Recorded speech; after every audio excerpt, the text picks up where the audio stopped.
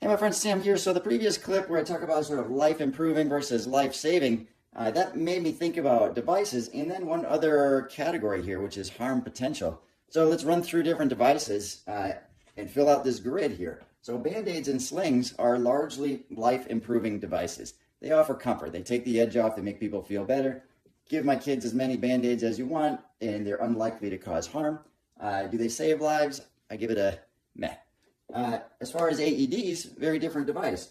So life improving, offering comfort, not really. It doesn't feel very good to get shocked. But life saving, oh yeah, if you're in a cardiac arrest, VFib, AEDs can save your life. Harm potential is pretty low. That's why we're comfortable putting these out in public spaces. Tourniquets, this may wind up some of you, just a heads up. So in terms of life improving, offering comfort, I'd give it a, sub-zero. They hurt a lot. They are uncomfortable. Sometimes they lead to amputations. That's a bad thing. However, they can be very life-saving, and they also can cause harm. And I say this because if you put a tourniquet on wrong, you can amplify blood loss. You can amplify pain. So this is why I'm a little bit of a lunatic on the topic of tourniquets.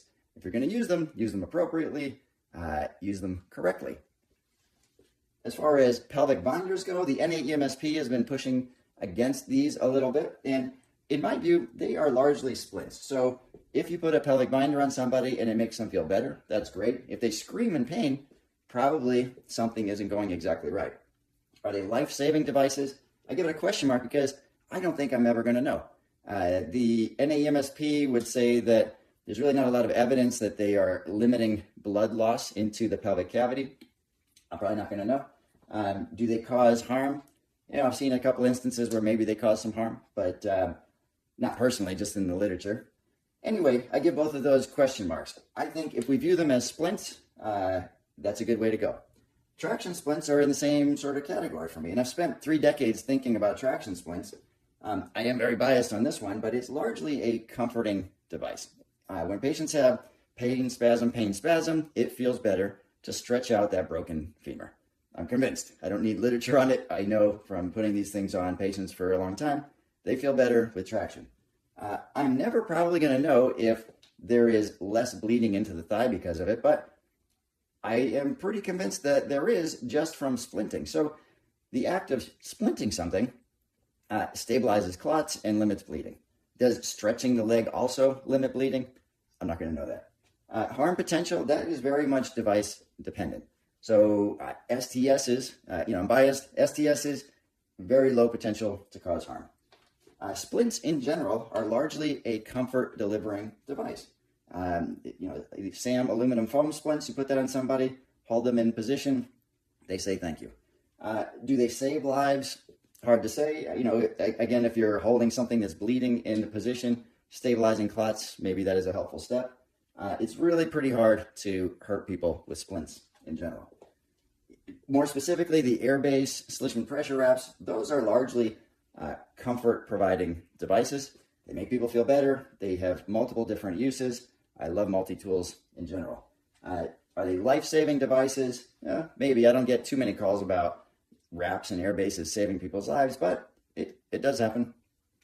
Harm potential with these devices? With a Schlichmann pressure wrap, you can strangle somebody. That's no good.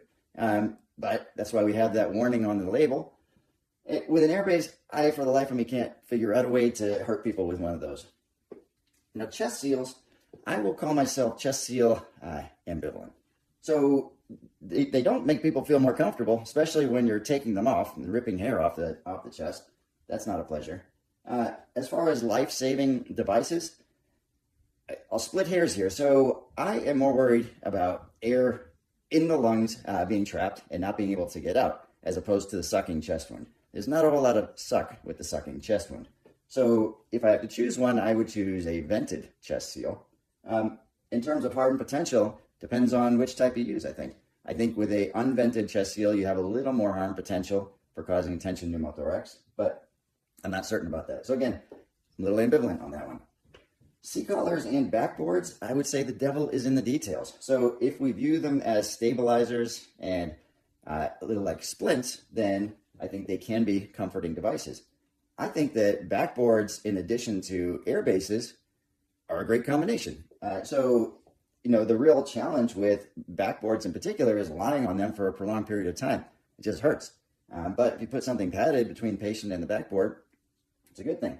Do they save lives? Probably they do. They certainly help with extrication.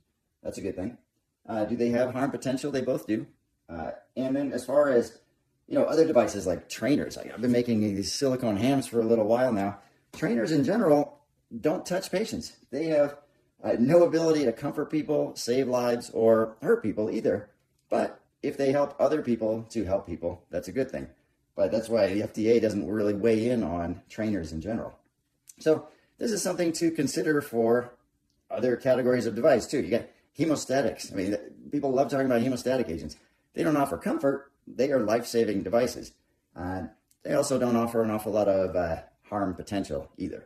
So, I like hemostatics, but in general, I love devices that are life improving. They offer comfort, and they happen to have the ability to save lives too, and they have low harm potential.